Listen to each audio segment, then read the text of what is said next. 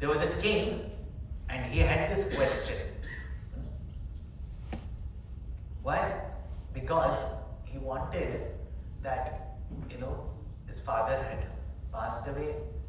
Now some of the very, very old women ministers, or the very old ministers, were there. And since they were his uncles, they could still rule over him. So he said, I want intelligent, new, fresh blood, like that he was thinking. So one day he thought he got questions that nobody can answer. And when you are young, we think our question nobody can answer. Of course, nobody can answer because we don't want an answer. We just want to show that our question is very intelligent. So he had a question in his mind. Who is God? Where is God? And what can God do? So he put out this question. Nobody dare answer the king, because the king, if you don't answer this question rightly, you will be fired, whatever. He asked this question, finally asked this very old friend minister of his father. And he said, I want answer to this question, otherwise you are fired.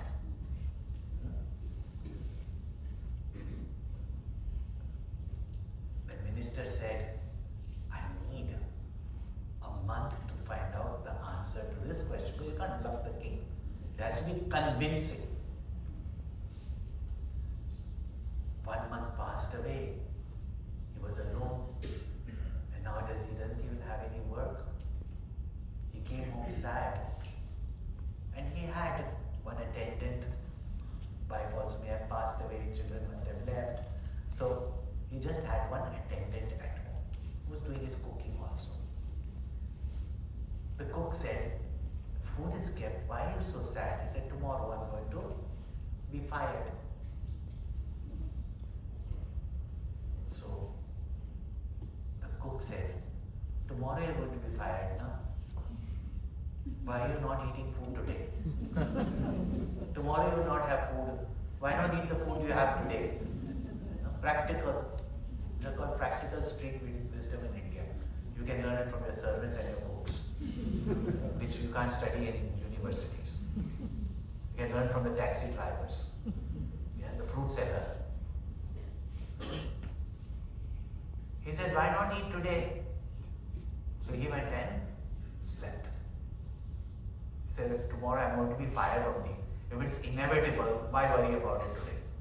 That's when somebody comes and says, what if I fail? I said, if you've not studied, if you have studied, why should you think that you have failed? And if you have not studied and you're sure you're going to fail, then why worry? Why spoil it today? You get that? So, this man overslept. Next day the king came to the court, everybody had gathered there. They were all thinking about this question, nobody dared to answer this question, and they're waiting for the minister to come there and answer. The minister never came. King was happy, he ran away. But the question was there in his mind that even the wise minister was not able to answer. So he said, if anybody answers this question, I will reward him or her with positions as well as with wealth. Suddenly they heard some commotion outside. The king said, what's going on? They said, there's a man with a huge turban. Tall man with a huge turban. He wants to come in. He said, why is there to disturb? I'm sitting amongst all wise people, learned people. Now some guy with a turban from outside. He says he's got answer to your questions. He said, which should we call him in? And as he walked in, this tall guy with a tall turban, that's why they wear turbans, to look even taller. Tall turban, almost a looming character. As he walked in, the king says, you had answer to my questions? He said, yes. He said, no, you know that if you answer me unconvincingly, then you're dead. He said, I've come here to answer your question, not to live or to die. So he said, so answer to me. He said, King, don't you know the culture of your land? asking me the question, then I am the teacher, you are the student.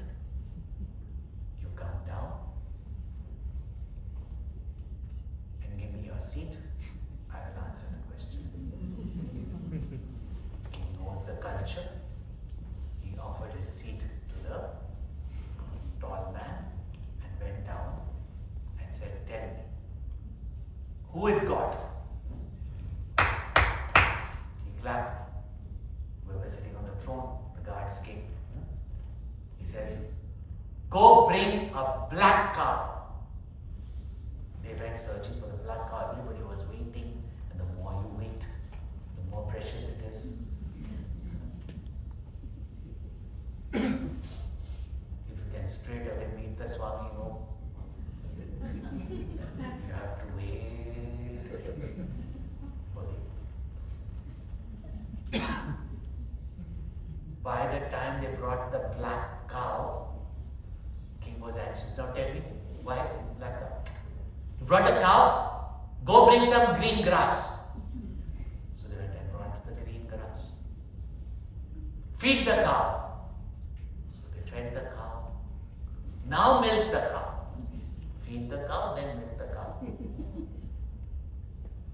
So milk the cow. King said, what is this going on? He says, what's your first question? He said, who is God? He said, who can make white milk out of a black cow that eats green grass? Can you? Yeah. King said, yeah.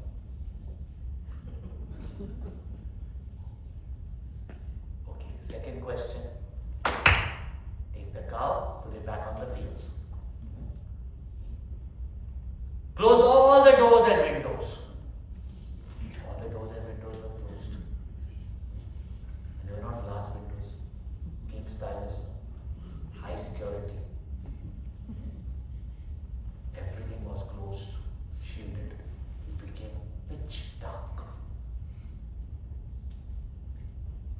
He told the guards, light the candle. And they lit the candle. And the whole room became lit.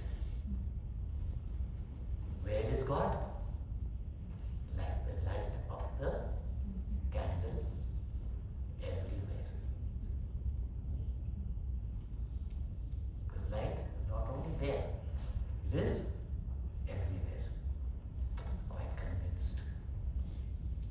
Now, this is my third question. What can God do? What can God do?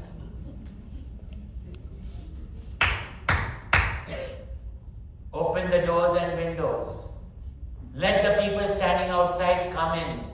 All came in. He said, but what can God do? Guards came. Catch this man, chain him, and put him in the prison. The king said, what? Told the guards. The guard said, whoever sits on the throne. We follow that order. Yeah. Whoever holds the scepter. You say, but leave me. Nobody dare free the king. At that time, rubbing his eyes, the minister came inside. No? And suddenly came to bow down to the king. And when he was bowing, he saw the king is beside him in chains. Yeah. So he told, king, what are you doing here? And king is like his son, no? What are you doing here? King said, that man has chained me. No? So he looked up and said, what are you doing here? He said, you know him. He said, yeah, he's my cook.